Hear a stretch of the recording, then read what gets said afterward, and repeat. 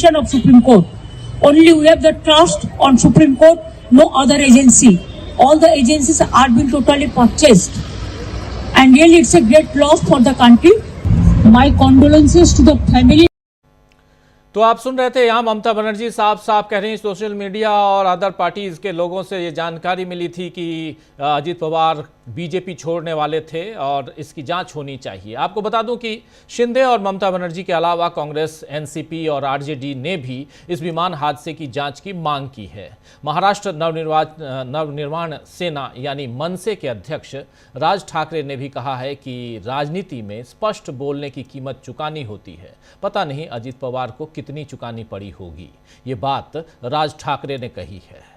अब असल में क्या हुआ ये तो निष्पक्ष जांच के बाद ही पता चलेगा दोस्तों, लेकिन जिस तरह से ऐसी किसी भी घटना पर बदला लेने का शक गहराता है या किसी साजिश की बू आती है, उससे ये सवाल भी उठता है कि देश की सियासत में कितनी गिरावट आ चुकी है।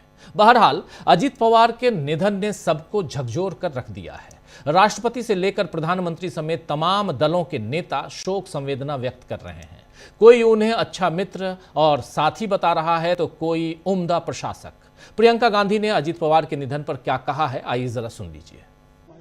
समस्त पवार परिवार और जितने भी समर्थक हैं उनको हमारी तरफ से संवेदना और शोक। मैंने बात की सुप्रिया जी से भी और उनकी मिसेज से भी। सुप्रिया सुले से इन्होंने बात की और अजीत पवार की पत्नी से भी बात की है। यहाँ प्रियंका गांधी शोक संवेदना व्यक्त कर रही हैं। कांग्रेस पार्टी के अध्यक्ष मल्लिकार्जुन खड़गे ने इस मसले पर क्या कहा है, जरा उनको भी सुनिए। क्या है मोरर रेस, सभी लीडर्स बोलिए या अर्जेंट काम के लिए सभी लोग जाते हैं और इवन दूसरे कॉर्पोरेट वाले भी जाते हैं जी।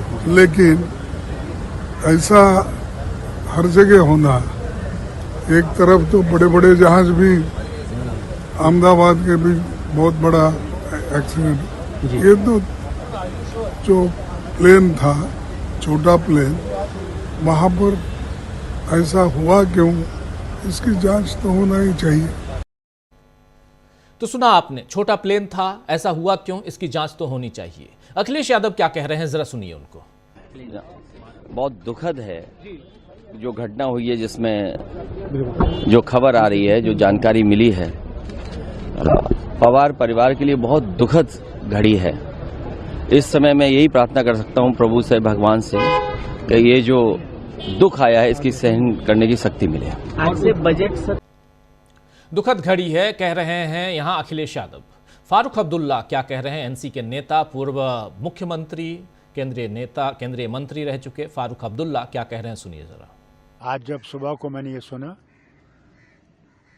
मुझे ये लगा कि महाराष्ट्र के एक बहुत बड़े सपूत, जिन्होंने महाराष्ट्र की तकदीर को बदलने की कोशिश की,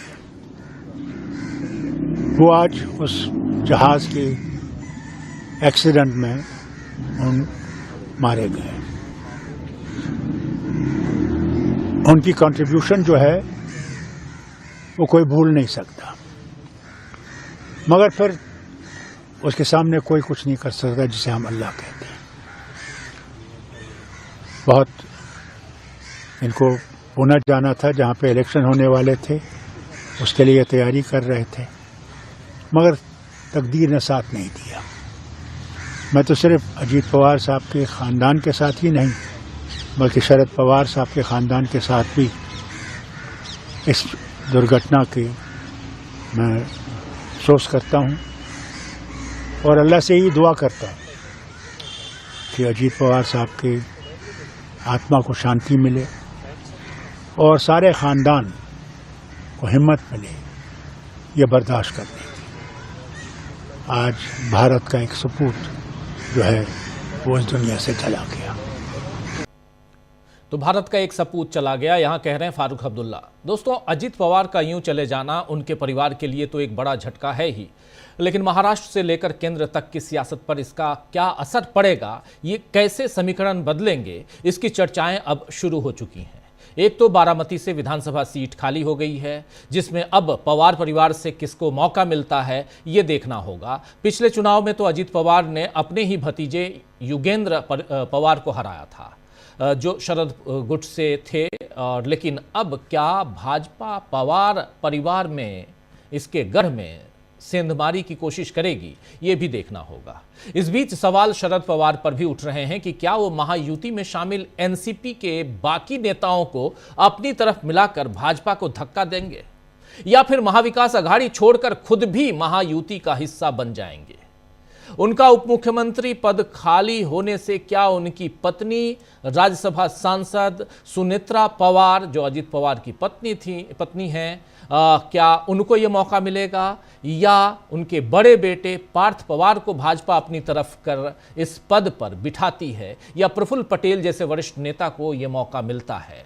बहुत सारे समीकरण यहां ओपन हो गए हैं अजीत पवार के नहीं रहने से। सबसे बड़ी बात कि अजीत पवार के पास जो ओरिजिनल एनसीपी है उसका क्या होगा। अभी नगरीय निकाय चुनाव में अजीत पवार ने शरद पवार के साथ हाथ मिला लिया था और एनसीपी के दोनों गुटों का साथ आना बीजेपी को काफी खला भी था। ऐसे में क्या अजीत पवार के न रहने से एनसीपी एक होगी, और अगर ऐसा होता है तो फिर महाराष्ट्र के साथ साथ केंद्र में भी समीकरण क्या बदलेंगे, ये देखना होगा। अभी आप सुन रहे थे थोड़ी देर पहले शुरुआत की पहली बाइट आपने एकनाथ शिंदे की सुनी। एकनाथ शिंदे के बोलने, उनके बॉडी लैंग्वेज, उनके चेहरे के हाव भाव से आपको समझ में आ रहा होगा। देखिए, थोड़ा सा सहमे हुए, डरे हुए ये नजर आ रहे हैं। आखिर क्यों ऐसा है, ये जरा सोचने की बात है। आगे इस पर विश्लेषण हम करेंगे। अजीत पवार के जाने से महाराष्ट्र की राजनीति में बड़ा शून्य तो बना ही है, एक बड़ा वैक्यूम तो बना ही है, लेकिन इस राजनीति में बहुत सा गुणा भाग होना अभी बाकी है। तो आइए दोस्तों, आज चर्चा करेंगे कि अजीत पवार की मौत का पूरा सच बीजेपी के सामने लाएगी, या उस पर सवाल उठते ही रहेंगे। अब एनसीपी का भविष्य क्या होगा, अजीत पवार के निधन का पूरा सच क्या है, यह जानना चाहेगा पूरा देश। और महाराष्ट्र की सियासत में क्या कुछ होने जा रहा है, बड़ा उलटफेर। आइए इसकी चर्चा करते हैं, इसकी शुरुआत करते हैं आज इस अपने इस न्यूज़ पॉइंट में। और हमारे साथ इस वक्त जुड़े हुए हैं कुछ वरिष्ठ साथी। देखिए, 4 वरिष्ठ साथी हमारे साथ जुड़े हुए हैं। शकील अख्तर जी हैं हमारे साथ हमलेंदु उपाध्याय जी हैं, प्रशांत टंडन जी हैं, डॉक्टर राकेश पाठक जी हैं। आप चारों का स्वागत है। इस्तकबाल अब तमाम दोस्त साथी शुभचिंतक आप सबका भी, जो इस कार्यक्रम के लिए जुड़ चुके हैं उनका भी, जो जुड़ने वाले हैं उनका भी। आज हालांकि संसद का जो बजट सत्र है उसकी भी शुरुआत हुई। राष्ट्रपति द्रौपदी मुर्मू ने बजट सत्र की शुरुआत में अपना अभिभाषण दिया। उस अभिभाषण में भी हंगामा हुआ। हंगामा इसलिए क्योंकि उन्होंने वीवी जी राम जी की वहाँ तारीफ के कुछ चंद लाइनें कही। उसके बाद विपक्ष ने उस पर पलटवार किया और शोर शराबा हुआ। हमारे साथी शकील जी वहाँ मौजूद थे, वो बताएंगे कि क्या कुछ हुआ।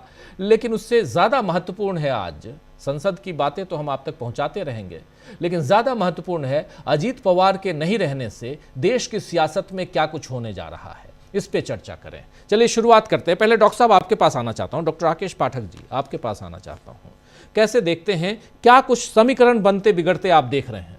क्योंकि निधन हो गया, जांच होगी, ये सारी चीजें हम सब जान रहे हैं। सुनील शुक्ला जी भी हमारे साथ जुड़ गए। सुनील जी आपका स्वागत है इस कार्यक्रम में। निधन हो गया, जांच होगी, सारे बड़े जितने भी बड़े नेता हैं, वरिष्ठ नेता हैं, मैक्सिमम लोगों ने, यहाँ आरजेडी के प्रमुख लालू प्रसाद यादव ने भी जांच की मांग की है। सब ने मोर और लेस, और होनी भी चाहिए, डिमांड होनी चाहिए कि आखिर कैसे हो गया ये इतना बड़ा हादसा। 5 के 5 लोग जितने सवार थे सब, जबकि उस एयरलाइन जिस कंपनी की वो का जो प्लेन है, जहाज है, चार्टर विमान, उस कंपनी का कहना है कि उसमें कोई गड़बड़ी नहीं थी। पायलट भी बहुत अच्छे थे, होनहार और अच्छे। लेकिन उसके बाद ऐसा क्यों हुआ, इस पर सवाल उठते हैं। लेकिन सवाल इसके बाद और खड़े होते हैं, जरा उसकी चर्चा करें। राजीव जी, निश्चित तौर पर कोई भी हादसा हो तो उसकी जांच होनी ही चाहिए। एक दुर्भाग्यपूर्ण बात हमारे देश में पिछले 10-12 सालों में समाज के मानस में गहरे बैठ गई है कि जब भी ऐसा कुछ होता है, जब भी ऐसा कोई हादसा होता है, भले वो सचमुच में सिर्फ दुर्घटना भर ही हो, लेकिन लोग संदेह करने लगे हैं कि कुछ तो गड़बड़ है। फिर पिछले कई सालों में हुई तमाम सारी और दूसरी घटनाओं को याद करते हैं। अभी जो अहमदाबाद में बड़ा विमान हादसा हुआ, गुजरात के पूर्व मुख्यमंत्री उसमें थे, विजय रूपाणी। फिर सीडीएस की बात होती है, उनकी भी मृत्यु ऐसे हादसे में हुई। गोपीनाथ मुंडे का दिल्ली में सड़क दुर्घटना में निधन हुआ। तो कई सारी घटनाओं को जोड़कर लोग उन परिस्थितियों का आकलन करने लगते हैं, क्रोनोलॉजी बताने लगते हैं कि इस घटना से पहले क्या क्या हो रहा था, और उसके चलते लोग संदेह करते हैं। यद्यपि ये दुर्भाग्यपूर्ण है, मैं बहुत स्पष्ट करना चाहता हूं, हम किसी भी तरह की साजिश की थ्योरी, षड्यंत्र की थ्योरी को रेखांकित नहीं करना चाहते जब तक कि सरकार या एजेंसियां ये साबित न करें, कोई जांच न हो जाए। लेकिन आप कैसे भूल सकते हैं कि आज से सिर्फ 5 या 7 दिन पहले इस तरह की खबर सामने आई थी कि अजित पवार वापस लौटना चाहते हैं, महाविकास अघाड़ी में शरद पवार के पास आना चाहते हैं। कैसे भूला जा सकता है कि इससे थोड़े दिन और पहले उन्होंने कहा था कि मुंबई में बीजेपी चौथ वसूली करती है। उन्होंने कहा था कि बीजेपी के भ्रष्टाचार की फाइल उनके पास है। आप कैसे भूल सकते हैं कि इसके और थोड़े से दिन पहले उन्होंने कहा था कि जो लोग मुझ पर 70,000 करोड़ के घोटाले का आरोप लगाते थे, आज वे मेरे साथ सत्ता में मैं हैं, या मैं उनके साथ सत्ता में हूं। ये सारी घटनाएं ये बता रही हैं कि बीजेपी के साथ उनके रिश्ते सहज नहीं बचे थे।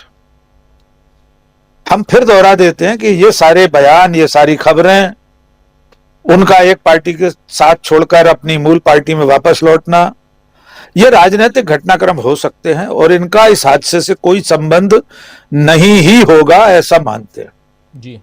लेकिन देश भर से बड़े बड़े लोग, मल्लिकार्जुन खड़गे से लेकर ममता बनर्जी, उमर अब्दुल्ला, तमाम लोगों ने मांग की है जांच की। तो जांच होनी चाहिए, उसके बाद ही इस पर हम कोई टिप्पणी करेंगे। लेकिन इतना एहतियात तो होना ही चाहिए कि भविष्य में इस तरह की दुर्घटनाएं न हो।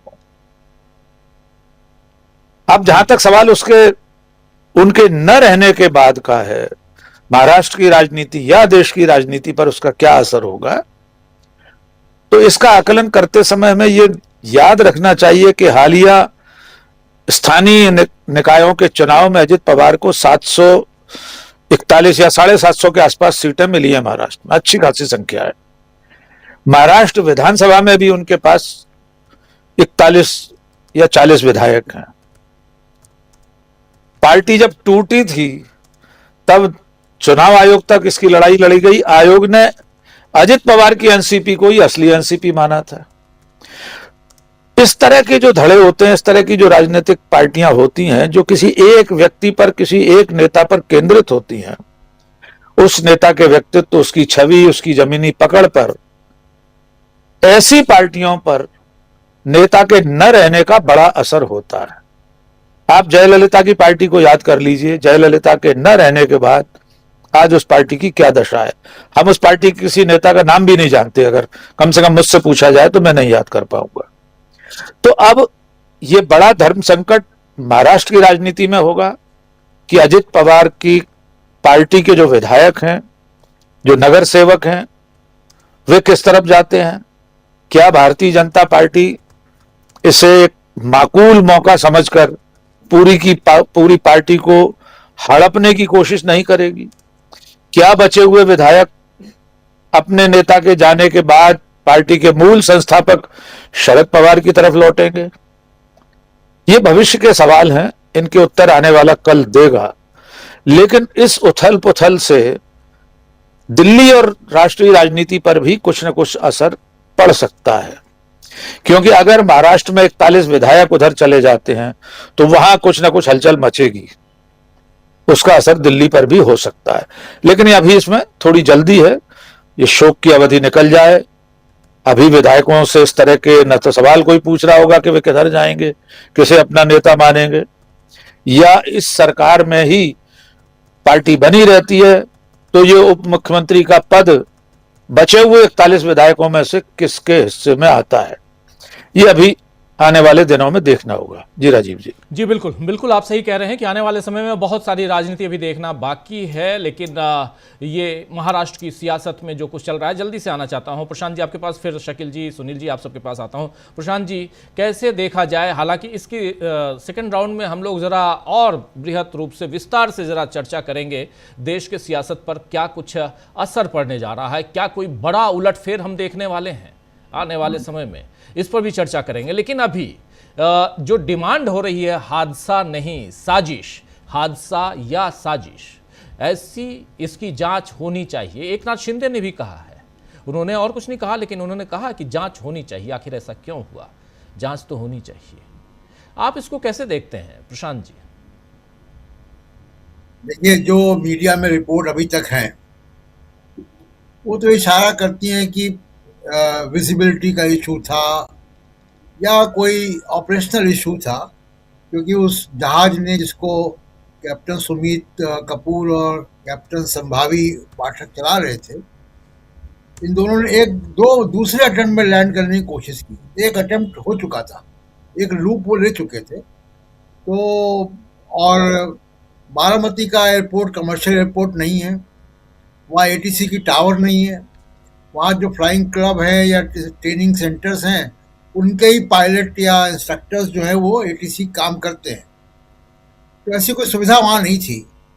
लेकिन चिंता की बात क्या है राजीव जी? चिंता की बात यह है, देश की राजनीति में इतना अविश्वास है कि ज़्यादातर पॉलिटिकल पार्टीज जो जांच की मांग की है, उसकी जो ध्वनि है उस जांच की मांग की, वो किसी साजिश की तरफ इशारा करती है। ये ध्वनि ही जो है, ये एक चिंता का विषय है कि इतना अविश्वास भारत के लोकतंत्र में कहां से आ गया। हादसे तो पहले भी हुए हैं। तो और जो माधवराव सिंधिया का हादसा हुआ था, जहाज में हुआ था, मिड एयर उनका कोलिजन हुआ था। उसके बाद भी कई सारे ऐसे घटनाएं हुई हैं जब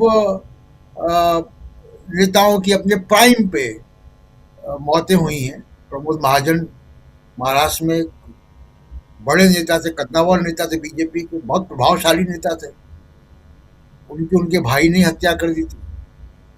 तो बहुत सारी बातें हुई हैं पीछे, लेकिन इस तरीके की साजिशों वाला जो इशारा है वो नहीं मिलता था।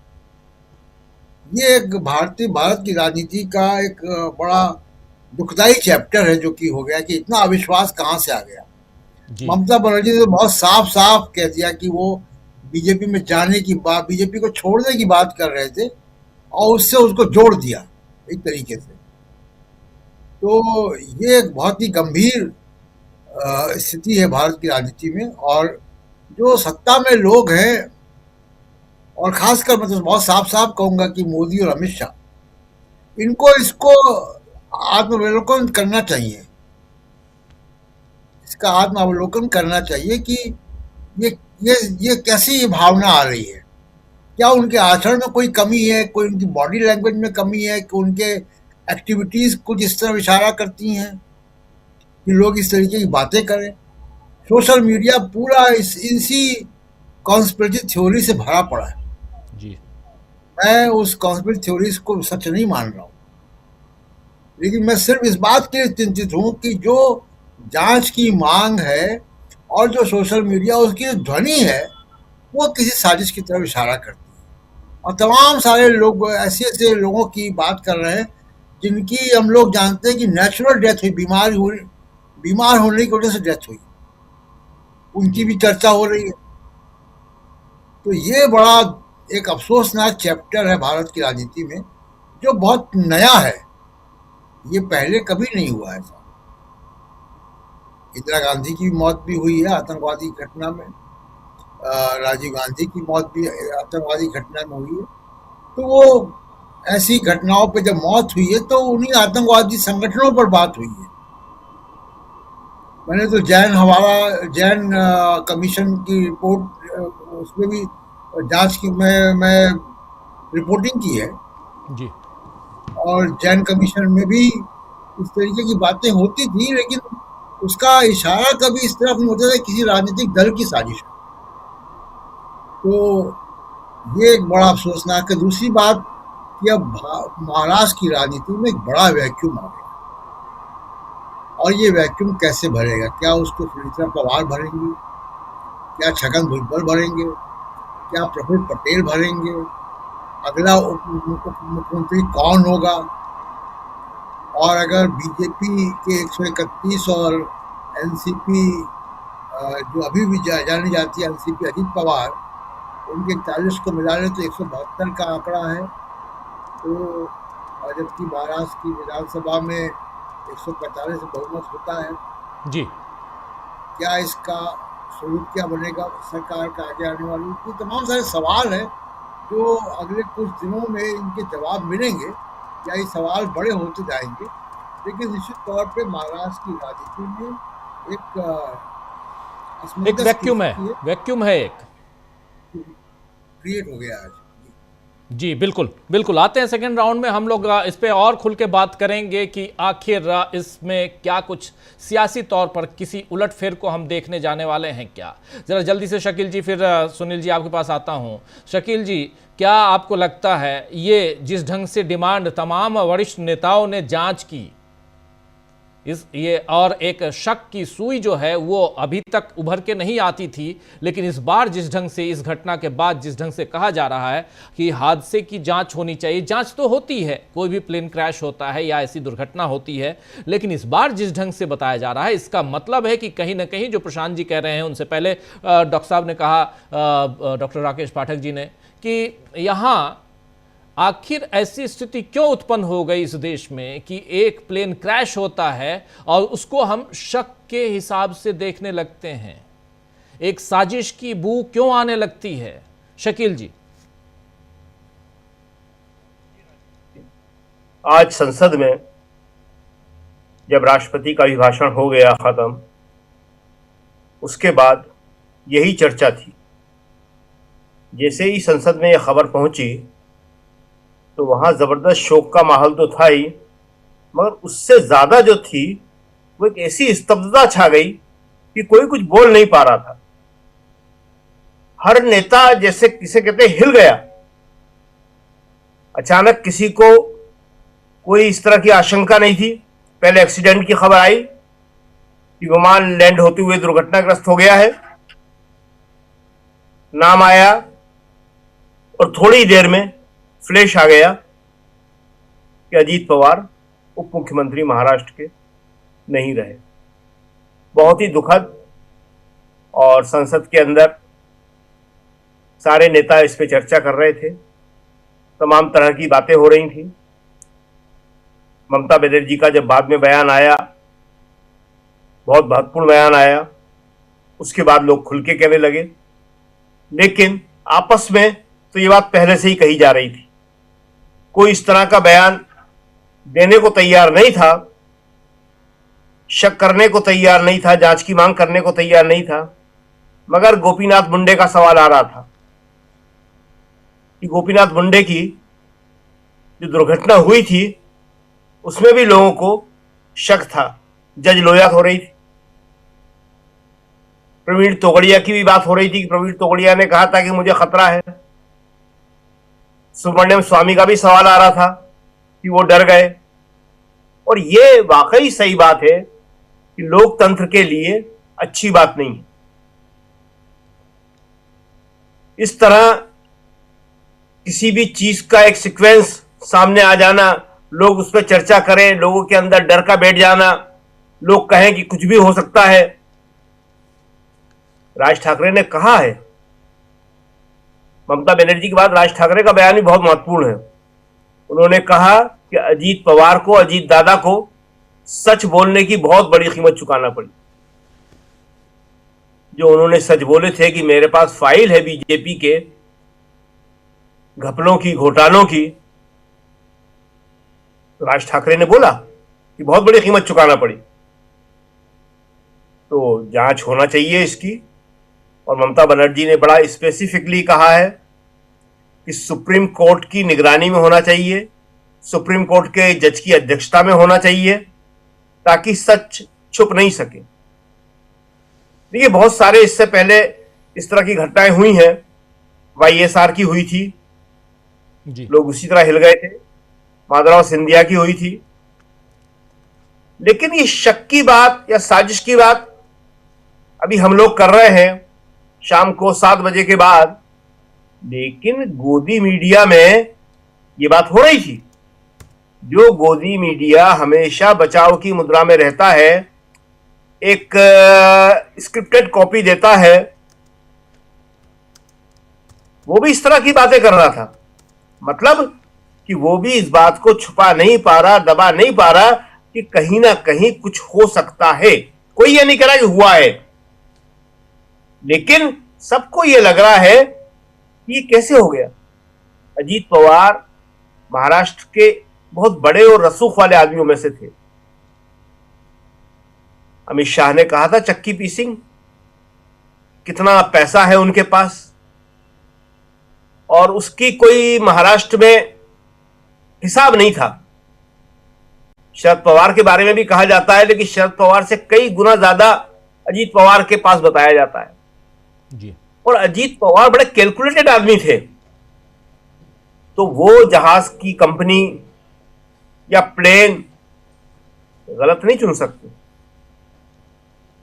उनके सारे काम जो होते थे वो एक सिस्टमेटिक तरीके से होते थे। इसलिए बहुत सारे लोग होते हैं, नेता होते हैं, जो इन बातों पे ध्यान नहीं रखते। जो भी मिल जाता है, अवेलेबल हो जाता है, वो कर लेते हैं। मगर इनका खुद का अपना सारा का सारा नेटवर्क इतना था अजीत पवार का कि इस तरह की गलतियां उनकी तरफ से होने की संभावना लोग नहीं बता रहे हैं। ये सब महाराष्ट्र के लोग ही कह रहे हैं। महाराष्ट्र के नेताओं में, लोकसभा और राज्यसभा के दोनों के सांसदों में बहुत ही दुख था, और वो अलग अलग टोलियों में महाराष्ट्र के सांसद इस विषय पे बात कर रहे थे, वो सारी पार्टियों की। वो ये समझने की कोशिश कर रहे थे कि हुआ क्या, क्यों हुआ, कैसे हुआ। तो ये एक बहुत ही भयानक चीज है, और सबसे बड़ी बात यह है कि जांच होना चाहिए। जैसा कि ममता बनर्जी ने कहा, सुप्रीम कोर्ट के जज की, सिटिंग जज की अध्यक्षता में होना चाहिए, ताकि सच सामने आए। जो मल्लिकार्जुन खड़गे ने कहा, वो उनकी बात भी बहुत महत्वपूर्ण है, कांग्रेस अध्यक्ष की, कि हम सब जाते हैं, जल्दी में जाना पड़ता है, हर नेता को जाना पड़ता है। और आजकल नेता क्या, दूसरे बिजनेसमैन भी जाते हैं, और भी तमाम लोग जानते हैं। आजकल हवाई जहाज किराए पे लेना उतना मुश्किल चीज नहीं रही है। पहले शुरू में जब हम लोग जाते थे तो एक बड़ी चीज मानी जाती थी कि आप एक किसी नेता के साथ आप अकेले रिपोर्टर या 2 रिपोर्टर जो हैं वो जा रहे हैं छोटे जहाज में, चॉपर में जा रहे हैं। लेकिन अब तो ये सामान्य बातें हो गई हैं, सब लोग आते हैं जाते हैं। इसलिए इसके ऊपर जांच बहुत जरूरी है, क्योंकि इससे पहले अभी जो भी हुआ, जैसे कि अहमदाबाद की जो विमान दुर्घटना हुई जिसमें इतने सारे लोग मारे गए और गुजरात के पूर्व मुख्यमंत्री रूपानी जी मारे गए, तो उसकी जांच का सच भी आज तक सामने नहीं आया। वो पायलटों पे दोष रख दिया गया था, पायलटों के संगठन ने इसका बड़ा जबरदस्त विरोध किया। आज भी लोगों को यह नहीं मालूम है, या किसी को भी नहीं मालूम है, कि अहमदाबाद की इतनी बड़ी दुर्घटना जिसमें एक को छोड़ के सारे लोग मर गए थे, वो कैसे हुई, क्या कारण था। ये नहीं होना चाहिए। अब ये संसद का सत्र शुरू हो गया है। कल से राष्ट्रपति के अभिभाषण पे धन्यवाद प्रस्ताव शुरू हो जाएगा, और 1 तारीख को बजट है, जो है बजट पेश होगा। आज जो एक छोटा सा हम बता दें कि जो घटना हुई, आमतौर पे जो विपक्ष है, आज का विपक्ष है, वो इस तरह की बातें नहीं करता है। लेकिन 12 साल पहले कोई राष्ट्रपति का अभिभाषण जो है बिना व्यवधान के पूरा नहीं होता था। आज बीजेपी के लोग कह रहे हैं कि साहब देखिए इन्होंने व्यवधान पैदा किया। 12 साल पहले तो हर अभिभाषण व्यवधान पैदा होता था, नारे लगते थे। आज तो बहुत हल्के स्वर में आवाज कही उन्होंने, और क्यों कही ये भी हम थोड़ा सा बता दें। कल जब सर्वदलीय मीटिंग थी तो कांग्रेस की तरफ से ये मांग की गई थी कि बजट सत्र के अंदर जो है मनरेगा पर चर्चा हो। सरकार ने मना कर दिया। ये वो आक्रोश था। सरकार मनरेगा पर चर्चा करना नहीं चाह रही थी, और वीवी राम जी की तारीफ कर रही थी, इसलिए सांसदों ने इसका विरोध किया कि आप ये क्या कर रहे हैं। एक तरफ आप कह रहे हैं कि मनरेगा हम चर्चा नहीं करेंगे, एक तरफ इसकी तारीफ कर रहे हैं, तो इसलिए हल्का सा व्यवधान हुआ था वो, और उसको लेके ये लोग बहुत शोर मचा रहे हैं कि देखिए साहब ये इस तरह की बातें कर रहे हैं। ऐसा नहीं है, 12 साल पहले बहुत ज्यादा होता था, पर्चे फेंके जाते थे, झंडे लहराए जाते थे। अब आज की तारीख में ऐसा नहीं होता। ये जो विपक्ष है ये काफी मर्यादित विपक्ष है इस मामले में। तो अब कल से देखते हैं क्या होता है, राष्ट्रपति के भाषण पे जो चर्चा होगी। लेकिन ये जो है अजीत पवार का मामला अभी चलेगा संसद के अंदर, ये उठाया भी जाएगा सॉरी, और किस तरह इसको उठाया जाता है, विपक्ष किस तरह इसके ऊपर सामने लाता है, ये देखना होगा। जी राजीव। बिल्कुल बिल्कुल बिल्कुल। आखिर जांच की बात क्यों चल रही है, ये बड़ा सवाल है। विपक्ष इस मुद्दे को भी उठाएगा और बहुत गंभीरता से उठाएगा। सुनील शुक्ला जी, आपसे भी और यही कि इस हादसे पर विपक्ष जो कह रहा है, और विपक्ष ही नहीं सत्ता पक्ष, उसमें भी उनके साथी डिप्टी सीएम एकनाथ शिंदे, उन्होंने भी कहा है कि इसकी जांच होनी चाहिए। जांच ठीक है, जांच होनी चाहिए, लेकिन शक क्यों है, ये एक बड़ा सवाल है। हमारे साथी धनंजय जी मुंबई से जुड़ गए हमारे साथ। धनंजय जी, आपका स्वागत करता हूं इस कार्यक्रम में। सुनील शुक्ला जी, आखिर क्या, बाद में सेकंड राउंड में आप लोगों से गुजारिश है, सेकंड राउंड में हम इस पे, इसकी सियासत पे बात करेंगे, लेकिन आखिर इस पे शक क्यों, क्या कारण? धन्यवाद राजीव जी। दरअसल एक तो जो घटना हुई बहुत दुखद है, और एक प्रतिभा संपन्न और संभावनाओं से युक्त नेता का निधन हुआ है। अजीत पवार एक ऐसे व्यक्ति रहे जिन्होंने महाराष्ट्र की राजनीति पे असर छोड़ा है। करीबन 1 दशक पहले मैं उनसे महाराष्ट्र चुनाव के दौरान ही मुंबई में मिला था। तो एक गंभीर और पूरी तरह से राजनीति में सक्रिय नेता के रूप में मैंने उनको पाया। तो लेकिन जहां तक सवाल ये हो रहा है कि संदेह की बात, वजह इसकी मैं ये मानता हूं कि जिन स्थितियों में ये दुर्घटना घटी है उसको लेकर के लोगों में संदेह है।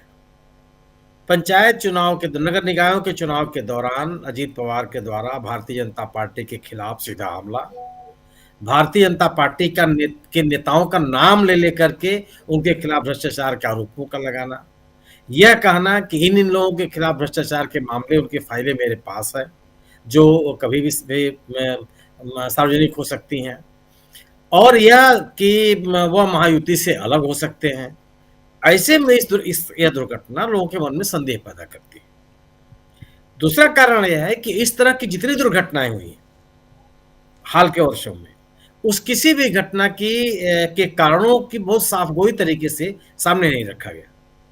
गोपीनाथ मुंडे जी का निधन हुआ, एक ऐसी जिसको अगर आप सामान्य तरीके से बात कीजिए तो विश्वास ही नहीं होता कि किसी केंद्रीय कैबिनेट मंत्री की इस तरह की सड़क दुर्घटना में मृत्यु हो सकती है। जो अरुणाचल के मुख्यमंत्री जी मरे थे, खांडू साहब, बहुत पहले, तो उसके बारे में भी आज तक नहीं चला कि वजह क्या हो गई थी। और अगर ये बड़ा सवाल ये है कि जो कंपनी VSR कंपनी जिसका ये जहाज था, उसको लेकर के तरह तरह के आरोप लगते रहे अतीत में। अगर ये आरोप है और आरोप सही है, तथ्यों पे आधारित है, तो उस कंपनी का जहाज के साथ किसी उप मुख्यमंत्री को जाने की इजाजत क्यों दी गई? अजीत पवार एक व्यक्ति नहीं थे। ये कहना कि ठीक है उनका अपना तरीका था, उनके अपने संपर्क थे, उनकी अपनी व्यवस्था थी, सरकार में व्यवस्था नहीं चलती। और सरकार में रह करके लोगों क्या कोई उप मुख्यमंत्री सुरक्षा के साथ किसी तरह का खिलवाड़ कर सकता है? सुरक्षा कर्मी उससे बोलते नहीं है। सुरक्षा के जो उपाय होते हैं उसमें लोग अवरोध नहीं पैदा करते कि नहीं आप ऐसा नहीं कर सकते हैं, वहां नहीं जा सकते, इस गली में नहीं जा सकते, उस चौराहे पर नहीं जा सकते, क्या अवरोध नहीं होता? अगर उस कंपनी को लेकर के तरह तरह की शिकायतें थी तो यह उप मुख्यमंत्री को क्यों जाने दिया गया?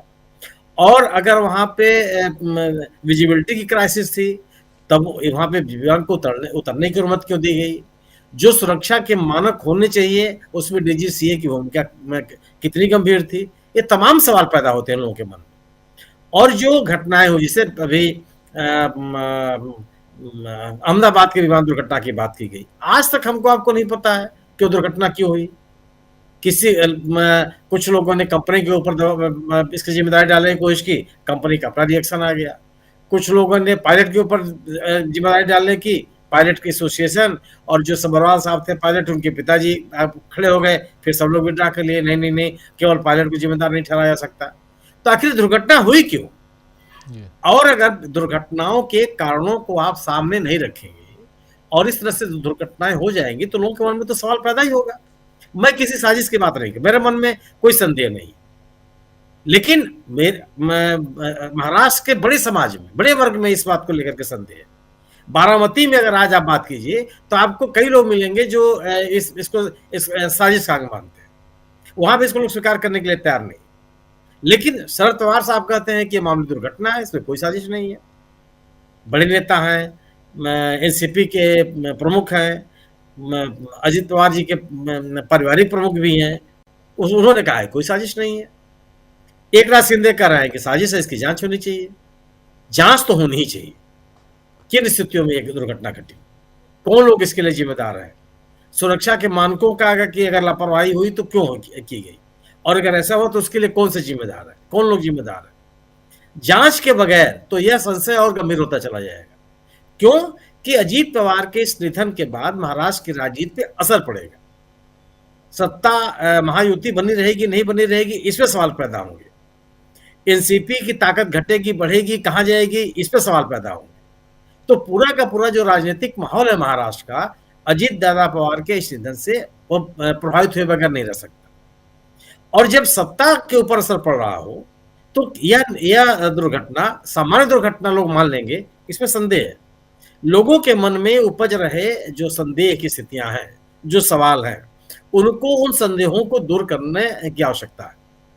और इसको आप तभी इन संदेहों को दूर कर पाएंगे जब आप निष्पक्ष तरीके से एक जांच करें। ममता बनर्जी का जो बयान है बिल्कुल सही है कि सर्वोच्च न्यायालय की देखरेख में इसकी जांच कराइए। जांच कराने में क्या दिक्कत है? जांच तो होनी चाहिए, क्योंकि किसी ये सामान्य दुर्घटना भी नहीं है। और जो स्थितियां हैं, क्योंकि हाल के दिनों की जो महाराष्ट्र की राजनीति रही है उसमें अजित पवार निश्चित रूप से सत्तारूढ़ भारतीय जनता पार्टी के निशाने पर थे। अजित दादा पवार के राजनीतिक निर्णयों से इस सरकार का भविष्य टिका हुआ था। ऐसे में दुर्घटना निश्चित रूप से सवाल पैदा करता है। ये सामान्य दुर्घटना लोग नहीं मानेंगे। हो सकता है कि सामान्य दुर्घटना ही हो सकता है कि और एकदम रनवे के पास जहाज को उतरना है उस समय दुर्घटना हो गई। तो यह जो लोगों के मन में सवाल है वो भी अनावश्यक नहीं है, वो भी बेबुनियाद नहीं है। उन सवालों का जवाब तो मिलना ही चाहिए। जी बिल्कुल बिल्कुल, आप सही कह रहे हैं, सवालों का जवाब मिलना चाहिए। शरद पवार ने साफ साफ हादसा कह दिया कि यह हादसा है, लेकिन एकनाथ शिंदे कह रहे हैं कि जांच होनी चाहिए। जांच तो होनी चाहिए, क्योंकि कोई भी अगर हादसा है, कोई एक्सीडेंट है, प्लेन क्रैश है, तो जांच की डिमांड तो करनी ही चाहिए। अब इसके बाद ये साजिश है या कुछ और है, ये तो बाद की बात है। लेकिन शरद पवार ने आखिर इसे हादसा कह के टालने की कोशिश क्यों की, ये भी सवाल उठता है, लोग पूछ रहे हैं। हमारे साथ धनंजय जी भी जुड़े हुए हैं सीधे मुंबई से, और उधर अमलेंदु जी भी जुड़े हुए हैं। अमलेंदु जी पहले आपके पास, फिर धनंजय जी आपके पास आता हूँ। अमलेंदु जी, कैसे आप देखते हैं यहाँ ममता बनर्जी का बयान? आपने देख लिया, ममता बनर्जी ने साफ साफ कहा है कि अजित पवार महायुति गठबंधन से दूरी बनाने की कोशिश कर रहे थे, वो मूल पार्टी में लौटने वाले थे, इसीलिए इस हादसे के पीछे साजिश हो सकती है। सारी एजेंसियां बिकी हुई हैं, जांच एजेंसियों की बात कर रही थी वो, अभी आपने सुन लिया। सुप्रीम कोर्ट की निगरानी में इस हादसे की जांच की जाए, ये ममता बनर्जी का सुबह सुबह बयान आया है इस घटना की जानकारी के 1 घंटे बाद। छोटी मोटी बात नहीं हो सकती। अमलेंदु जी। बिल्कुल राजीव जी, छोटी मोटी बात नहीं हो सकती। ममता बनर्जी का बयान आया, इसी के साथ साथ लालू प्रसाद यादव का बयान भी आया, दिग्विजय सिंह का भी बयान आया। सबने इस पे शंका व्यक्त की है। मल्लिकार्जुन खड़गे का आपने सुनवाई दिया, उन्होंने भी शंका व्यक्त की है। राजनीतिक हलकों में राजीव जी इसको लेकर काफ़ी ज़्यादा शंकाएं व्यक्त की जा रही हैं, और सोशल मीडिया तो खैर इससे भरा हुआ ही है कि भाई इसके पीछे क्या कारण है, क्या कारण नहीं है। इसको लेकर तमाम बातें हो रही हैं। जिस कंपनी का जहाज़ था उसको लेकर बहुत सारी बातें हो रही हैं। जिस जहाज़ से उड़ रहे थे, ये जो क्रैश हुआ, ये बताया जाता है कि 2023 में भी ये क्रैश हो चुका था एक बार। आग लगी थी इसमें, इस तरह की बातें भी आ रही हैं।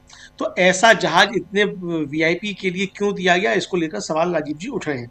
अब ममता बनर्जी ने जो राजीव जी सवाल उठाए हैं वो सवाल भी बेसबब नहीं है, क्योंकि एकनाथ शिंदे की जो भाव भंगिमा है राजीव जी, और फेस रीडिंग करने वाले लोग अगर चाहें तो एकनाथ शिंदे के चेहरे के भाव पढ़कर समझ सकते हैं कि शिंदे के मन के अंदर क्या चल रहा है, शिंदे के मन की बात क्या है। एक तरह से कहा जाए कि जान तो गई है अजीत पवार की, लेकिन खौफ जो है वो शिंदे के चेहरे पर भी साफ तौर पर देखा जा सकता है राजीव जी। अब वो खौफ इसलिए भी हो सकता है कि भाई आदमी एकदम से स्तब्ध रह जाता है कि साथ का कोई व्यक्ति है इस तरीके का, अचानक इस तरीके की दुर्घटना हो जाए तो उसको भी एक खौफ आता है। जाहिर सी बात है कि ये सामान्य एक घटना है, मतलब मानव चरित्र है, तो वो खौफ साफ तौर पर उनको दिखता है। लेकिन अगर ममता बनर्जी राजीव जी जांच की मांग कर रही हैं, और जांच की मांग जो है अगर शिंदे भी कर रहे हैं, तो ये साधारण बात तो लगता है मुझे नहीं है कि मतलब जो बीजेपी का सहयोगी दल है वो भी अगर जांच की मांग करे और विपक्ष भी जांच की मांग करे, तो जांच कराने में दिक्कत क्या है, ये सवाल तो ये है। जांच नहीं कराने की बात कौन कर रहा है ये देखा जाए पहले तो राजीव जी। अगर जांच कराने की बातें हो रही हैं तो जांच नहीं करानी है ये कौन कह रहा है? तो अभी तक तो ये किसी ने कहा नहीं कि जांच नहीं कराएंगे, मुझे लगता है सरकार ने भी नहीं कहा है कि जांच नहीं कराएंगे और जांच इसकी नहीं होगी। तो अब ये अगर सरकार कहती है कि जांच नहीं कराएंगे, नहीं होती है, तो फिर जो विपक्ष के आरोप है वो और ज़्यादा पुख्ता मालूम पड़ेंगे। मुझे लगता है कि जो भी संशय के बादल हैं वो छटने चाहिए, और इस तरीके की कई घटनाएं हो चुकी हैं वीआईपी के साथ में, तो इसको लेकर चिंताएं काफ़ी ज़्यादा व्यक्त की जा रही हैं। इसलिए राजीव जी जो पूरा सच है अजीत पवार के निधन का, जब ब्लैक बॉक्स मिलेगा, ब्लैक बॉक्स में क्या क्या चीज़ें आती हैं, उसके बाद फिर कोई जांच होगी तो होगा। लेकिन अभी तो राजीव जी अहमदाबाद की जांच का ही जो है वो जो हुई, किस नतीजे पर पहुंची उसका कुछ पता नहीं है। जनरल बिपिन रावत का हुआ, उनकी भी किस तरीके से हुआ उसकी भी जांच का कुछ पता नहीं है। तो जांचें तो इस तरीके की चलती रहती हैं, लेकिन ममता बनर्जी तो खुलकर राजीव जी आरोप लगा रही हैं कि सारी एजेंसियां बिकी हुई हैं और दबाव में हैं, और ये कह रही हैं कि वो सुना था कि किसी दिल ने कहा था, किसी नेता ने कहा था कि वो बीजेपी से दूरी बना रहे हैं और बीजेपी का साथ छोड़ने वाले हैं। तो अगर बीजेपी का साथ छोड़ने वाले हैं और इसके बाद ये दुर्घटना हुई है राजीव जी, अब चाहे हादसा हो या साजिश हो, लेकिन इसके संदेश तो तमाम जो बीजेपी के साथ जुड़े हुए लोग हैं, जो मन के अंदर सोचते होंगे बीजेपी के साथ छोड़ना है, उनके अंदर तो एक बात गई। ममता बनर्जी ने जो कहा उसका अब वो मन में उनके अंदर चीजें हो या ना हो, लेकिन एक संशय की स्थिति तो पैदा हो गई लोगों के मन में कि इस तरह का कुछ भी हो सकता है। मुझको लगता है कि सरकार को इस मामले की सुप्रीम कोर्ट के किसी मौजूदा जज की अध्यक्षता में जांच कमेटी बनाकर इसकी जांच करवानी चाहिए, और समयबद्ध इसकी जांच जो है वो हो कि ये किस तरीके से ये दुर्घटना हुई। तो संशय के बादल तो राजीव जी बहुत ज़्यादा हैं, सोशल मीडिया पे तमाम बातें हो रही हैं। दिन में भी जब हम लोग ब्रेकिंग कर रहे थे उस समय भी हम लोगों ने चर्चा की थी। वो कांग्रेस की प्रवक्ता हैं अनुमा आचार्य, ब्रिगेडियर कमांडर रिटायर्ड, उन्होंने एक पोस्ट किया सोशल मीडिया पे, एक्स पे, और लिखा कि सब लोग समझ गए हैं कि जो समझने वाले हैं वो समझ गए हैं कि अब बीएमसी में मेयर बीजेपी का ही बनेगा। तो अब ये कहना राजीव जी उनका, हालांकि उन्होंने ये कुछ नहीं कहा कि अजीत पवार का इससे कोई संबंध है कि नहीं है, लेकिन टाइमिंग की जब बात होती है कि किस टाइम पे क्या ट्वीट किया जा रहा है, उससे राजीव जी बहुत संशय के बादल फिर और उठे हैं। और तमाम बड़े नेता जो हैं इस कंपनी के, खासतौर से इस जहाज को लेकर बहुत बातें कर रहे हैं कि ये पहले भी दुर्घटनाग्रस्त अगर हो चुका था तो इसे क्यों लगाया गया अजीत पवार की उसमें। और राजीव जी देखिए, इस तरह की हम लोग पहले भी कई बार चर्चा कर चुके हैं कि इस तरीके के राजनीतिक दल जो व्यक्तियों के उस पर चला करते हैं, उनके साथ इस तरीके के खतरे लगातार जुड़े रहते हैं। जयललिता की जैसे जिक्र हो रहा था, तो जयललिता की मृत्यु के बाद राजीव जी आज कहाँ AIADMK है, ये सवाल उठ रहे हैं। नीतीश कुमार के स्वास्थ्य को लेकर भी चिंताएं जताई जाती हैं काफ़ी ज़्यादा कि नीतीश कुमार का स्वास्थ्य खराब रहता है और बिल्कुल उम्र के उस पड़ाव पे हैं, तो कल को JDU का क्या होगा। यहाँ तो राजीव जी संकट ये है कि शरद पवार खुद जो है वो 84 साल के हो रहे हैं जी, और शरद पवार से विद्रोह करके भी अगर अजीत पवार गए थे बाहर, तो लेकिन लीगेसी तो वो शरद पवार की बढ़ा रहे थे, नाम तो उनका ही लेकर करते थे। तो आखिर ये क्या होगा, क्या अच्छा, जिस तरीके से छगन भुजबल जो है उनके बारे में कहा जाता है वो काफ़ी ज़्यादा नाराज हो गए थे बीच में अजीत पवार से, तो क्या अब NCP टूटेगी, और नहीं टूटेगी तो क्या महायुति में विलय, मतलब बीजेपी में विलय होगा उसका, और शरद पवार देखते रहेंगे, तो तो जैसा आपने भी कहा कि क्या शरद पवार महायुति में चले जाएंगे या उस एनसीपी को लेकर इधर आ जाएंगे, तो ये सारे सवाल राजीव जी राजनीतिक चर्चाएं होती रहेंगी। लेकिन इन राजनीतिक चर्चाओं से ज्यादा जरूरी ये है कि अगर संशय के बादल कहीं उठ रहे हैं तो उसका निराकरण करना सरकार की जिम्मेदारी बनती है। बिल्कुल बिल्कुल, आप सही कह रहे हैं, सरकार की जिम्मेदारी बनती है, बहुत बनती है, क्योंकि संशय के बादल हैं, उठ रहे हैं। प्रधानमंत्री नरेंद्र मोदी का भी बयान अभी आ गया है और अभी तक बहुत कम हम देखते हैं कि प्रधानमंत्री अलग से बाइट देते हैं। कंडोलेंस के लिए के नाम पर ट्वीट कर दिया, इतना तो होता है, लेकिन इस घटना के बाद उन्होंने बाइट दी है, वो दिखाएंगे आपको। लेकिन पहले धनंजय जी आपके पास आना चाहता हूँ। धनंजय जी, आपसे भी ये समझना जी, किसी प्रोग्राम में है प्रधानमंत्री जी, उसमें उन्होंने बोला है, बाइट नहीं दी। उस भाषण की शुरुआत में उन्होंने अजित पवार को याद किया है, एनसीसी के प्रोग्राम जी याद किया है, बोला है उनके लिए प्रोग्राम में उन्होंने याद किया है। बिल्कुल सही कह रहे हैं आप, लेकिन अमूमन ये भी नहीं करते हैं, नहीं करते हैं, अमूमन इतना भी नहीं करते हैं, लेकिन किया है, क्यों किया है इसकी तरफ भी बात करेंगे। और जो विश्लेषक हैं हमारे 7 लोगों के अलावा वो लोग भी कर रहे होंगे जी। लेकिन धनंजय जी, आप चूंकि मुंबई में हैं, फर्स्ट हैंड इंफॉर्मेशन बहुत आ रहे होंगे आपके पास, आपसे समझना चाहता हूं धनंजय जी कि क्या इससे मुंबई के लोग, महाराष्ट्र के लोग इसे मात्र हादसा मान रहे हैं, या इसमें किसी साजिश की बू देख रहे हैं? कैसे देख रहे हैं महाराष्ट्र के लोग? सियासी तौर पे क्या कुछ होगा उस पर भी चर्चा करेंगे, लेकिन ओवरऑल इसे जांच की डिमांड उधर वेस्ट बंगाल की सीएम ने कर दी है, उधर बिहार में लालू यादव ने कर दी है, मल्लिकार्जुन खड़गे ने की है, एकनाथ शिंदे ने खुद इसकी जांच की मांग की है। तो कैसे देखा जा रहा है वहां महाराष्ट्र में इस घटना को? देखिए, जब ये खबर आई तो हर कोई परेशान हुआ, और अजित पवार को जो लोग बड़े करीब से जानते हैं वो इस बात को मानते रहे कि अजित पवार जो है संघ के सामने कभी झुके नहीं, ये कहा जाता रहा, कभी संघ के दफ्तर में गए नहीं। एकनाथ शिंदे जिस तरह से परिक्रमा करते रहे उस तरह से अजित पवार नहीं थे, बीजेपी के साथ रह करके भी। जब चुनाव हो रहा था, विधानसभा चुनाव, तो आपको याद हो कि नवाब मलिक को लेकर के वो अड़ गए कि नवाब मलिक उनकी बेटी चुनाव लड़ेंगे, और लड़ाया चुनाव उन्होंने। बीजेपी ने कहा कि हम साथ नहीं देंगे मुस्लिम वाले चैप्टर, फिर भी वो खड़े रहे। हालांकि अजित पवार के नाम को लेकर के महाराष्ट्र में ये रहा कि जब याद कीजिए 2019 में जब चुनाव हुआ था विधानसभा का, और उद्धव ठाकरे ने कहा था कि तय ये हुआ था कि 2.5 साल शिवसेना का मुख्यमंत्री होगा, 2.5 साल बीजेपी का होगा, इसलिए शिवसेना का मुख्यमंत्री होगा। तब अचानक जो है जब अजित पवार देवेंद्र फडणवीस के साथ राज्यपाल भवन में जाकर के शपथ ली और ये खबर आई तो सब लोग चौंक गए। कई लोगों ने हालांकि कहा कि ये शरद पवार जी का खेल है और इस्तेमाल किया गया है अजित पवार को। बिना शरद पवार की मर्जी के ये काम नहीं कर सकते। लेकिन शरद पवार ने कहा कि हमारी मर्जी उसमें शामिल नहीं थी, और किस तरह से सारा प्रकरण हुआ, फिर इस्तीफा हुआ, फिर वापस जो है सरकार बनी उद्धव ठाकरे की, उसमें डिप्टी चीफ मिनिस्टर बने। डिप्टी चीफ मिनिस्टर बनने का सबसे बड़ा रिकॉर्ड इन्हीं के पास है, 6 बार डिप्टी चीफ मिनिस्टर बने। और जब से राजनीति में आए, हालांकि शरद पवार जी की वजह से राजनीति में आए, बड़े पदों पर रहे, लेकिन इनको अफसोस था कि हमको चीफ मिनिस्टर नहीं बनाया गया, हम चीफ मिनिस्टर का पद नहीं ले सके, और इस बात से शरद पवार से नाराजगी भी थी। बाद में अलग भी हुए। अलग होने के पीछे कारण ये बताया गया कि वो भ्रष्टाचार के मामले में फंसे हुए थे, इसलिए बीजेपी के साथ चले गए। कई तरीके की बातें हुई, आज तक बहुत सारी बातें स्पष्ट रही। बाद में मोदी सरकार ने खुद ही उनके खिलाफ सारी जो भ्रष्टाचार के मामले जो प्रधानमंत्री ने जाकर के वहां जाके गिनाए थे मध्य प्रदेश के चुनाव में, याद कीजिए आप। फिर यहाँ पे देवेंद्र फडणवीस ने कहा था कि चक्की पीसिंग, वो न चक्की पीस पाए अजित पवार, न वो जेल गए, बल्कि वो वित्त मंत्री बना दिए गए थे उस वक्त जब एकनाथ शिंदे मुख्यमंत्री बने थे, वो याद कर लीजिए। और ये भी याद करना जरूरी है कि अभी कुछ दिन पहले जब म्युनिसिपल कॉरपोरेशन के चुनाव चल रहे थे तो अजित पवार जी ने प्रेस के सामने बात की और कहा था कि जिन लोगों ने हम पर आरोप लगाए थे, आज उन्हीं लोगों के साथ हम सरकार चला रहे हैं। इसके अलावा ये भी कहा था कि हमारे पास भ्रष्टाचारियों की फाइलें हैं कि किस तरह से बीजेपी के नेता भ्रष्टाचार में डूबे हुए हैं। भ्रष्टाचार, बीजेपी के भ्रष्टाचार की फाइल हमारे पास है। ये भी कुछ दिन पहले नगर निगम का चुनाव हो रहा था, उसी में उन्होंने बोला था।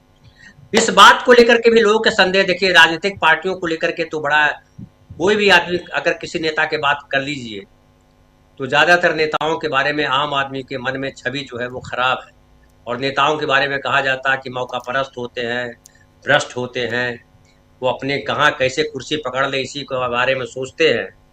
लेकिन अजीत पवार के बारे में बात करते हुए लोग ये कह रहे हैं कि अजीत पवार 90 के बाद वो राजनीति में आए, 90 के बाद देश की राजनीति बदली, 90 के बाद देश में बहुत सारा बदलाव आया, यूथ बदल गया 90 के बाद, और गांधी की जो महात्मा गांधी की जो राजनीति थी वो राजनीति कहीं से कहीं चली गई, और बीजेपी की राजनीति येन केन प्रकारेण सत्ता हासिल करो, तमाम तरीके के आरोप लगे लेकिन आप जो है वो गेंडे की तरह सुनते रहो, ये सारी चीजें हुई।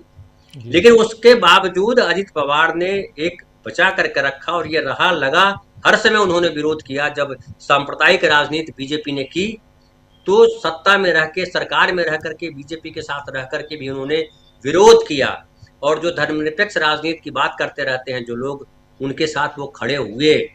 कहीं वो नहीं जाकर के खड़े हुए, जाकर के जिस तरह से एकनाथ शिंदे टीका लगा करके और जो है परिक्रमा करते रहे, वो नहीं लगाया टीका। शरद पवार के साथ उनके क्या संबंध थे, कैसे संबंध बिगड़े, क्या क्या हुआ, बहुत सारी बातें की गई, और ये बताना आसान काम नहीं, क्योंकि शरद पवार जी के बारे में कहा जाता है कि शरद पवार को समझना आसान काम नहीं है, बहुत मजबूत राजनीतिज्ञ है। अजीत पवार के बारे में भी यही कहा जाता है। और ये जो उनकी शरद पवार जी की बेटी है सुप्रिया सूले, जबकि आज वो उनकी पार्टी में, शरद पवार की पार्टी में महत्वपूर्ण वही है, लेकिन ये था कि आज भी लोग मानते हैं कि शरद पवार जी के असली वारिस अजीत पवार ही हैं। अब जांच की जो बात है, तो देखिए जांच की बात खाली ममता बनर्जी ने, यहाँ भी लोग कह रहे हैं, चूंकि पिछले 11-12 सालों में सबसे जो खतरनाक हुआ है देश में कि विश्वास की भारी कमी हुई है। किसी भी स्तर पर विश्वास नहीं है आम आदमी के भीतर भी। जो जानते हैं, जो इस व्यवस्था को जानते हैं, उनको तो विश्वास नहीं है, लेकिन आम आदमी, कॉमन आदमी कह रहा है कि जांच तो होनी चाहिए। और बार बार सब लोग सवाल उठा रहे हैं। गोपीनाथ मुंडे की जिस तरह से मृत्यु हुई थी उसको लेकर के भी सवाल उठा रहे हैं कि गोपीनाथ मुंडे की जो मृत्यु हुई थी वो किस तरह से हुई। इवन प्रबोध महाजन की जिस तरह से हत्या हुई थी, भले उनके भाई उसमें शामिल थे, लेकिन उसमें भी कई तरीके की बातें उस समय भी की गई थी, और बड़ा सदमादायक था उस समय भी। तो ये सवाल तो है, लेकिन क्या पिछले 11 सालों में किसी सवाल का जवाब मिला है इस देश में? क्या एजेंसियों ने सवाल का जवाब दिया है?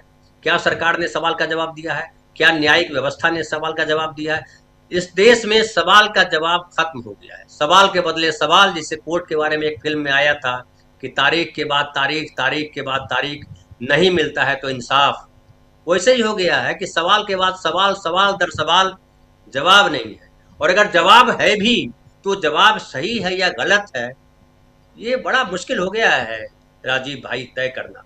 और कई बार संदेह बड़ा गहराता है, और संदेह बड़ा गहराता इसलिए है कि अजीत पवार जिस तरह की राजनीति कर रहे थे, बावजूद इसके जाकर के महाराष्ट्र में ऐसी राजनीति करने वालों की बेहद कमी हो गई है। सत्ता के साथ सामने या कहिए सजदे करने वाले बहुत लोग हैं, लेकिन अजीत पवार ने सत्ता में बीजेपी के साथ आकर के भी बीजेपी को आईना दिखाया कई बार, और इस बात को लेकर के याद किए जा रहे हैं। बारामती में भी लोग उनको याद कर रहे हैं। हालांकि उनकी पत्नी हार गई थी सुप्रिया सूले के सामने, अभी उनकी पत्नी सुनेत्रा पवार जो है वो राज्यसभा मेंबर है। लेकिन शरद पवार जो कह रहे हैं उसको भी समझने की जरूरत है। देखिए जिस परिवार में ये बीता है, जिस परिवार पे ये बहुत बड़ी भयानक घटना है, कोई सामान्य घटना नहीं है। उस पश्चिम महाराष्ट्र या कहिए महाराष्ट्र की राजनीति के लिए भी बड़ी घटना है, क्योंकि जो अजीत पवार का स्थान था उनकी पार्टी में, क्या उनके बेटे बना पाएंगे? क्योंकि रीजनल पार्टियों के लिए बेटा बेटी जरूरी हो जाते हैं, दूसरे नेता बना पाएंगे तो संभव नहीं है। लेकिन बेटा बेटी क्या वो उस तरह से, जिस तरह से जितने ट्रेंड थे अजीत पवार बड़े सीजन्ड नेता थे। शरद पवार पे कई सारे आरोप हैं, अजीत पवार पे उस तरीके के आरोप नहीं है अभी भी। तो ये कहा जाए कि ये जो महाराष्ट्र है उसकी राजनीति का एक बड़ा ध्रुव या बड़ा कोना जो है खाली हो गया, ये कहा जा सकता है, और लोग अफसोस में हैं। और जांच हो ना हो, कोई डिमांड करे न करे, लेकिन ये स्पष्ट किया जाना चाहिए कि जो घटना हुई वो क्यों हुई। एक और बात मैं आखिर में कहना चाहता हूँ, आप याद कीजिए, आज जो है, जो आपने कहा कि प्रधानमंत्री ने ट्वीट किया, प्रधानमंत्री ने बाइट भी है, जिसको भाई साहब ने कहा कि जो है वो प्रोग्राम में बोले। प्रधानमंत्री ने जो कहा उसमें क्या कहा, ट्वीट में क्या कहा? उन्होंने कहा कि हम जमीन से जुड़े नेता थे, आम आदमी के लिए सोचते थे। तो भाई एक लाइन और बोलना था ये इनको, मोदी जी को, कि हमने जो 70,000 करोड़ का जो घोटाले का आरोप लगाया था वो आरोप झूठा था। वो बोलना चाहिए था प्रधानमंत्री जी को। सच्ची श्रद्धांजलि तो अजीत पवार को यही होती कि आप जो है राजनीति को आपने इतना घटिया बना दिया है कि राजनीति ही देश का भविष्य है, तय करती है राजनीति ही देश का हर काम करती है, हमारे युवाओं के लिए, हमारे पूरे समाज के लिए। और राजनीति को लेकर के जो आम समाज में धारणा है कि राजनीति बड़ी गंदी चीज है, तो ये जो बड़े पदों पर बैठे लोग हैं उनकी जवाबदेही है कि राजनीति में खाली गड़बड़ी नहीं है, राजनीति बहुत अच्छी चीज है, ये करें। और अगर प्रधानमंत्री ये टिप्पणी करते कि 70 करोड़ का जो घोटाला था वो घोटाला है, हमने, या तो ईमानदारी से बोलना चाहिए। आप बोलो रहे ईमानदार। दुख ये है हमारे पास राजीव भाई कि ईमानदारी से बोलने वाले नेता हमारे पास नहीं, और जो ईमानदारी से बोलने वाले एक आध नेता है उनके साथ लोग नहीं खड़े हैं। अभी देखिए यूजीसी पे जो विरोध चल रहा है, एक लास्ट लाइन जोड़ देता हूँ, यूजीसी पे जो विरोध चल रहा है उसमें तमाम जो कल तक हिंदू बने हुए थे, मोदी जी हिंदू हृदय सम्राट बने हुए थे, आज उसी मोदी के लिए वही हिंदू मोदी तेरी कब्र खुदेगी बोल नारे लगा रहे हैं। इससे समझिए कि हमारे देश की राजनीति कहाँ है। यूजीसी को लेकर के जिस तरह से सवर्णवादी लोग नंगा नाच कर रहे हैं सड़क पे, जिस तरह से बीजेपी के नेता एक्सपोज हो रहे हैं, बोलते हुए शर्म नहीं आ रही है इन लोगों की। पहले पढ़ लो उसमें क्या लिखा हुआ है। कलराज मिश्रा का मैं देख रहा हूँ बयान, अरे काहे को नेता बने हो यार, आप लोग को तो चुल्लू भर पानी में डूब के मर जाना चाहिए। तो इतनी ईमानदारी भी अगर आपकी राजनीति में नहीं है तो आप बेकार हो, निकृष्ट हो। और मोदी जी को ये क्लियर करना चाहिए था कि अजीत पवार रिश्वतखोर थे या नहीं थे, घोटाला किया था कि नहीं था। सच्ची श्रद्धांजलि यही होती है। महाराष्ट्र के लोग ये जानना चाहते हैं कि अजीत पवार जो है वो 70 करोड़ का घोटाला किया था कि ये नहीं किया था। अब तो बता दो भाई। जी जी जी बिल्कुल, सवाल वाजिब है और नरेंद्र मोदी से आप जवाब की उम्मीद मत कीजिए।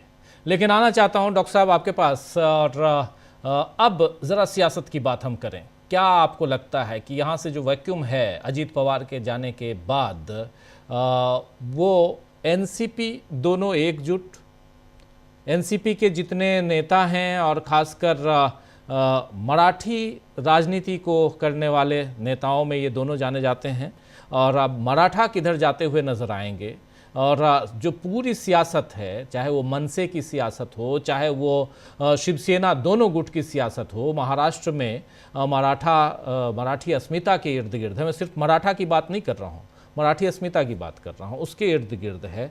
वैसे में एनसीपी भी वहाँ पे खड़ी नज़र आती है। और अब अजीत पवार के नहीं रहने से, क्योंकि एक पूरा का पूरा ये ऊपर से जो एक छतरी है वो ख़त्म है, वो नहीं है। 41 विधायक हैं इनके पास, एक दो नहीं बल्कि 41 विधायक, आपने ही बताया था। कैसे देखते हैं इसको? देखिए राजीव जी, धनंजय ने अभी दो बहुत अच्छी बातें कही। एक तो संदेह जो हम लोग सब बात कर ही रहे हैं कि किसी भी शासन पर, सत्ता पर, सत्ताधारी लोगों पर यह संदेह हो जाना कि हर घटना में कहीं कोई साजिश है, षड्यंत्र है, ये जन विश्वास खो देने की एक सीढ़ी है। यानी सरकार उस पायदान पर पहुंच गई है कि लोग हादसों में भी सरकार की साजिश पर संदेह करने लगे हैं। और संदेह तो घर परिवार से लेकर राष्ट्र तक किसी के लिए भी अच्छा नहीं होता। एक बार त्रेता में मंथरा ने केकई से कहा, मैथिली शरण गुप्त जी ने पंचवटी में लिखा है, भरत से सुत पर भी संदेह, बुलाया तक न उसे जो गेह। बार बार मंथरा यही कहती रही, भरत से सुत पर भी संदेह।